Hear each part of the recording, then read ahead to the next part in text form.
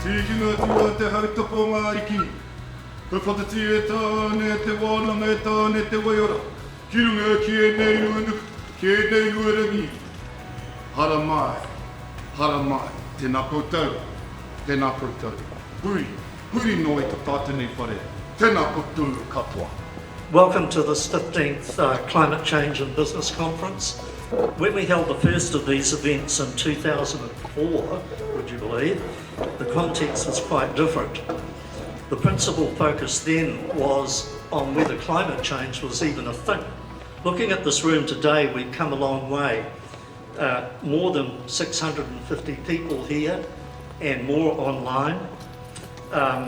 For many, if not most of you, addressing climate change and sustainability is your day job, or at least a big part of it. And the debates we had back then are a distant memory. It is not about saving the planet. The planet will be orbiting the sun long after we're gone. It is quite literally about saving us. We are conducting an unprecedented experiment with the only home we have. Whatever you care about, there is no way to address that issue if you leave climate change out of the picture today. To put it a different way, if we don't fix climate change, we can't fix anything else. It's opened my eyes to the amount of work that is going on. There's hundreds of us here all working towards climate change, so that's really inspiring. Be proud of the fact that we all, we talk about nā tō raurau, nāku te raurau, ki ora ai te iwi, your food basket, my food basket, people will be fed. So I think embrace it, there's opportunity for us, and we should be proud as Aotearoa in terms of the journey that we're on.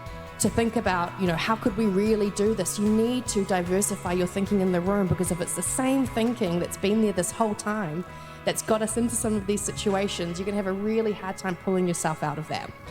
But you have the power to relinquish some of those leadership positions to young people. The change that is upon us, not coming, not some future unborn generation, the change that is upon us is an enormous opportunity for New Zealand. I don't know that it's a great opportunity for some other countries, but for this country, those who now deny, delay, obfuscate and procrastinate are denying those opportunities for us. If you don't want to exercise the power to deal with the issue, hand it over and get out of the way.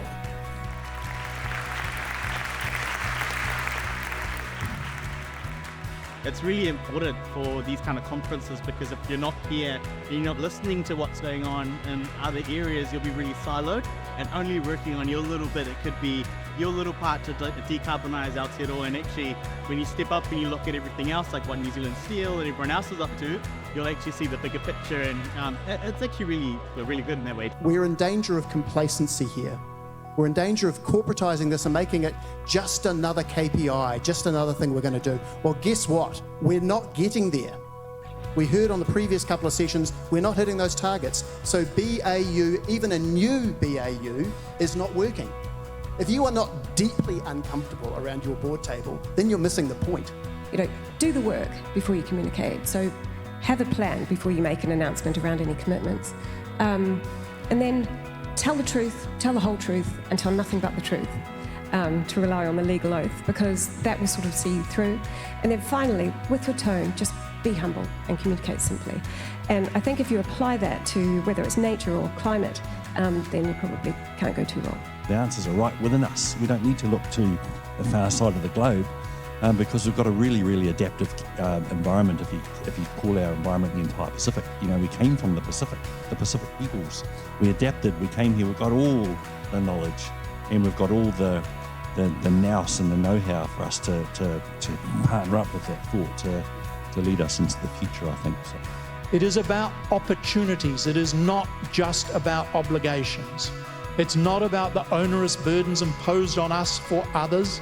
It is not about the obligations to our unborn children, although those are real too. These are our opportunities for us to seize now.